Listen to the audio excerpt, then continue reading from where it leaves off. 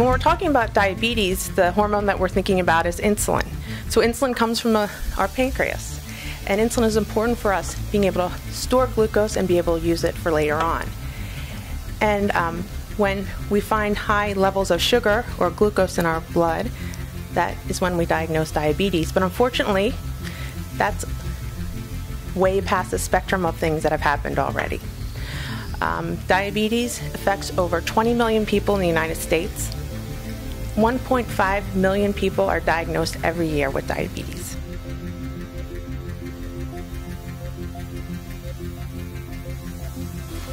So there's two main types of diabetes. There's type 1 diabetes and type 2 diabetes. So what's the difference?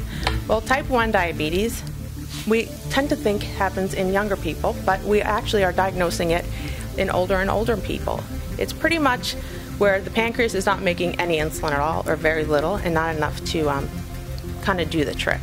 People with type 1 diabetes need insulin to survive, and that keeps them, if they do a good job of keeping things in check, they do a good job of preventing complications like heart, kidney, and nerve problems.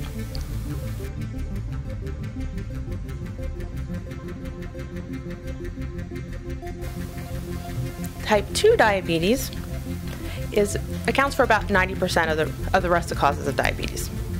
So type 2 diabetes is more of a, I hate to say mixed bag, but it's kind of a spectrum of folks where it's usually associated with obesity, not always. There are certain genetic factors at play. I like to think of things that we have control over and things we don't have control over. We don't have control over our gene, unfortunately, not yet. But we do have control over certain things like lifestyle, our eating habits, and obesity is a key proponent in developing type 2 diabetes.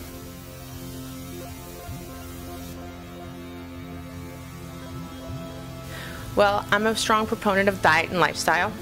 I don't believe in medicine unless it's absolutely necessary in the right circumstance.